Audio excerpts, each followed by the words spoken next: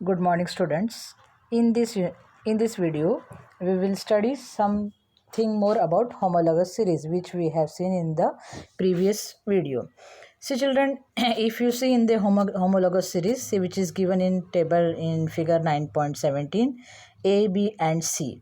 So, here homologous series of alkanes, homologous series of alcohols, and homologous series of alkenes is shown.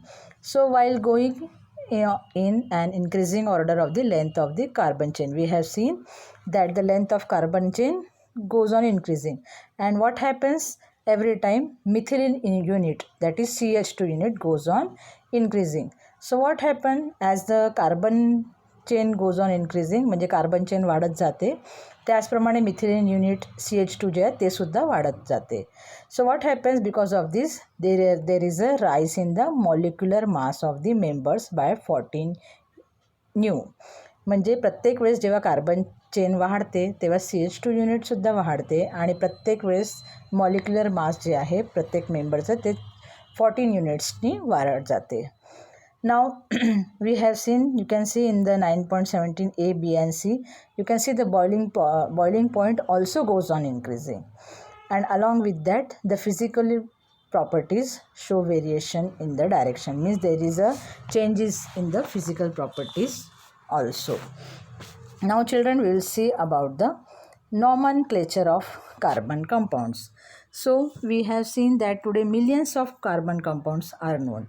Initially, when the number of known carbon compounds was small, scientists named them in a variety of ways. Now those names are called common names. म्हणजे आधीच्या काळामध्ये थोडेसेच elements compounds माहिती होते, त्यामुळे सायंटिस्टनी त्याला नावं दिले आणि ते नावं म्हणजे त्याला आपण आज म्हणतो common name. For example, the sources of the names of the first 4 alkanes, namely methane, ethane, propane and butane, are different. The names of the alkanes thereafter were given from number of carbon atoms in them. त्यानंतर carbon atoms पाहून त्यांची नावं दिल्या गेलीत. Then 2 isomeric compounds having a straight chain or a branch chain in the structural formula are possible for the molecular formula C4H10. The difference and interrelationship in them was indicated by naming them as N-butane and I-butane. N means normal butane and I-butane means isobutane. म्हणजे 2 आयसोमेरिक compounds जे होते, straight chain आणि branch chain, जे ते कशावरून काढले गेले, structural फॉर्म्युल्यावरून, पण ते फक्त मॉलिक्युलर फॉर्म्युला C4H10 करताच होते. तर त्याच्यामध्ये नावं दिले गेले ते म्हणजे N-ब्युटेन अँड I-ब्युटेन, आयसोब्युटेन. पण असं सगळ्याच याच्यामध्ये करणं शक्य नव्हतं, त्यामुळे IUPAC नॉमनक्लेचर सिस्टमचं डिस्कवरी करण्यात आली. IUPAC means, what is the full form of IUPAC?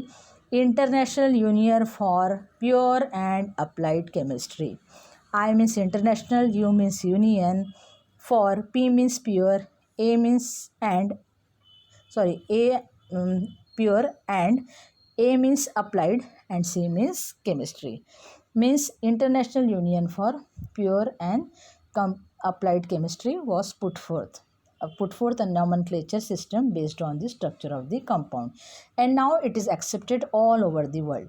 म्हणजे IUPAC nomenclature जे आहे ते आता सगळीचकडे पूर्ण ऑल ओव्हर दी वर्ल्ड याच्याचप्रमाणे नावं दिल्या जातात. So there are 3 units in the IUPAC name of any carbon compound. First is the parent. Parent म्हणजे मिथेन, इथेन, प्रोपेन, ब्युटेन जे काही आहे त्याला म्हणतात parent. Suffix and prefix. Either we are giving the names from prefix or for suffix. नाव see children, how to give the names. So here step 1. What is that step 1?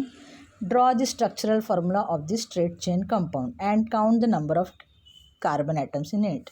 सगळ्यात आधी structural formula तुम्हाला draw करायचा आहे. बघा याच्यात दाखवलेलं 9.18मध्ये, आणि त्याच्यामध्ये किती कार्बन आहे ते काउंट करायचे आणि त्याच्यानुसार त्याला नावं द्यायचे. जसं तुमच्या टेबलमध्ये दाखवलेलं आहे, प्रोपेन, इथेन, मग पुन्हा प्रोपेन, ब्युटेन, प्रोपेन आणि प्रोपेन. म्हणजे त्याच्यामध्ये स्ट्रक्चरल फॉर्म्युला आधी ड्रॉ करायचा, मग त्याच्यामध्ये कार्बन किती आहे ते मोजायचे आणि त्यानुसार त्याचं पॅरेंट नेम द्यायचं आहे.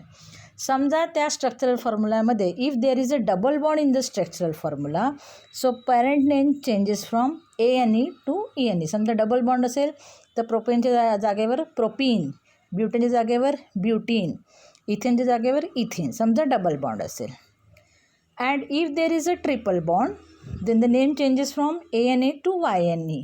म्हणजे प्रोपेन असेल तर प्रोपाईन, ब्युटेन असेल तर ब्युटीन, इथेन असेल तर इथाईन, अशा प्रकारे. समजा डबल बॉन्ड असेल तर ENE होईल अँड ट्रिपल बॉन्ड असेल तर YNE चेंजेस होईल. कोणत्या नावामध्ये? जे पॅरेंट नेम आहे तुमच्या टेबलमध्ये दाखवलेले आहे त्याच्यामध्ये.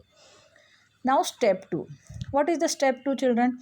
If the structural formula contains a functional group. ते आपण ज्या याच्या आधीच्या व्हिडिओमध्ये फंक्शनल ग्रुप बघितले होते, तुमच्या पुस्तकामध्ये 9.16 टेबलमध्ये फंक्शनल ग्रुप दाखवलेले आहे. If the structural formula contains a functional group, replace the last letter E from the parent name by the condensed name of the functional group as the suffix.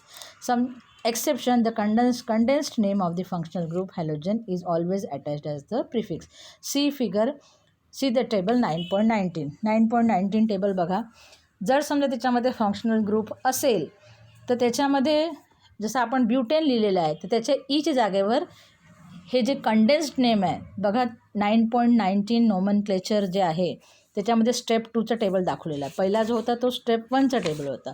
Step 2चा table दाखवलेला आहे तुमच्या पुस्तकामध्ये, इथे दाखवलेला आहे बघा. स्टेप 2चा टेबल त्याच्यामध्ये condensed name जे आहे फंक्शनल ग्रुपच्या खाली कंडेन्स्ड नेम लिहिलेले आहे. तर जे ब्रॅकेटमध्ये जे दिलेले आहे नेम म्हणजे थर्ड कॉलममध्ये फंक्शनल ग्रुपच्या कॉलममध्ये कंडेन्स्ड नेम जे आहे ते तुम्हाला टाकावे लागतील.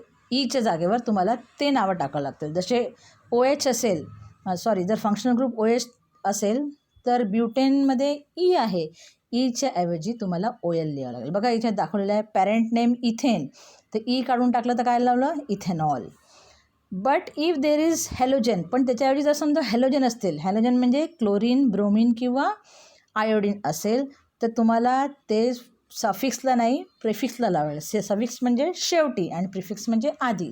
समजा CL, BR आणि I म्हणजे क्लोरीन, ब्रोमीन आणि आयोडीन असेल तर तुम्हाला सुरुवातीला नावं लावावं लागतील क्लोरो किंवा ब्रोमो किंवा आयोडो. बघा तुमच्या पुस्तकात दाखवलेलं आहे. सेकंडमध्ये इथेन आहे तर क्लोरो इथेन, ब्रोमीन आहे तर ब्रोमो इथेन.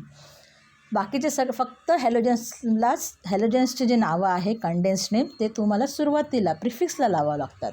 बाकीचे जे काही कंडेन्स्ड नेम आहे ते तुम्हाला सफिक्सला लावावे लागतात. बघा जसं AL आहे, CHOचं AL आहे, प्रोपेनचं काय लिहाल? प्रोपेनॉल. इथेनचं काय लिहाल? Ethanoic acid. बघा ब्रॅकेटमध्ये जे दिलेलं आहे ई काढून टाकायचं इथेनचं, त्याच्या जागेवर OIC ऑइक ॲसिड, इथेनॉइक ॲसिड. मग NH2 असेल तर मिथेनामाइन, CO असेल तर 1 लावायचं ONE. प्रोपेन असेल म्हणजे प्रोपेनच्या जागेवर ई काढून टाकायचा आणि प्रोपेनॉल. म्हणजे सेकंड स्टेपमध्ये काय सांगितलेलं आहे की जे तुमचे पॅरेंट नेम आहे त्याचं ई काढून टाकायचं आणि त्याच्याऐवजी कंडेन्स्ड नेम लावायचा फंक्शनल ग्रुपचा, जर त्या स्ट्रक्चरल फॉर्म्युलामध्ये फंक्शनल ग्रुप असतील तर. बघा फंक्शनल ग्रुप इथे दिलेले आहे तुमच्या टेबलमध्ये. Then last step 3. What is the third step?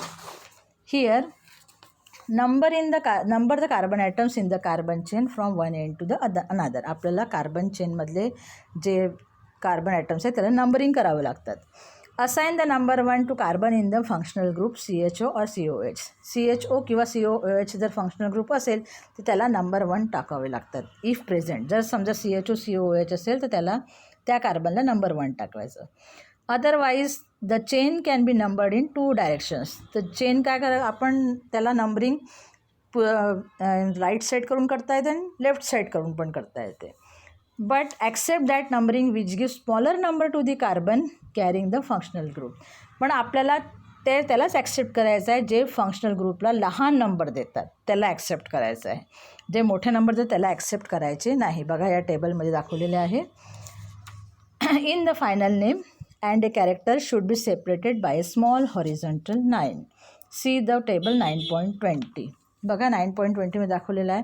हे जे नावं आहे UPSC name of the compound त्याला जेव्हा आपण नंबरिंग करतो तेव्हा ते जे नंबर आहे आणि ते कंडेन्स नेम आहे त्याच्यामध्ये छोटीशी लाईन ड्रॉ करायची. बघा structural formula. See children 9.20 IUPSC nomenclature step 3 table you have to see. बघा पहिल्या याच्यामध्ये CH3 CH CH3 OH याचं नंबरिंग आपण लेफ्ट साईडने केलं 1 2 3.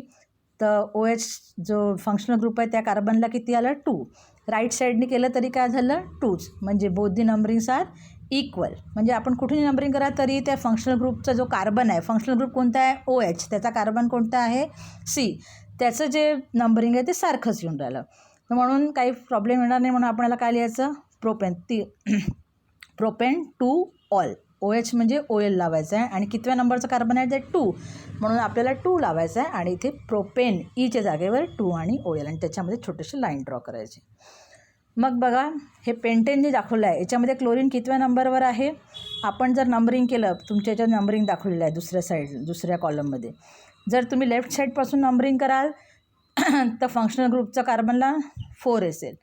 जर राईट साईडने कराल तर याला कोणते ते 2, तर 4चं ॲक्सेप्ट नाही करायचं, ॲक्सेप्ट 2, जसं बघा तुमच्या पुस्तकात दाखवलेलं आहे ॲक्सेप्टेबल नंबरिंग 1 2 3 4 5. त्याचं जे क्लोरीन लावलेलं आहे ते चुकीच्या ठिकाणी आहे. 3च्या नाही, 3 का 3rd कार्बनला नाही पाहिजे, 2nd कार्बनला पाहिजे. ठीक आहे, त्याचं नाव काय देऊ आपण 2 क्लोरोपेंटेन. मी तुम्हाला सांगितलं होतं क्लोरो म्हणजे काय आहे, हॅलोजन आहे, त्यामुळे ते आपल्याला सुरुवातीला लावावं लागतो, म्हणून 2सुद्धा आपण सुरुवातीलाच लावूया. मग 3rd आहे ते म्हणजे पेंटेन. त्याच्यामध्ये पण बघा फंक्शनल ग्रुप दिलेले आहे C डबल बॉन्ड O.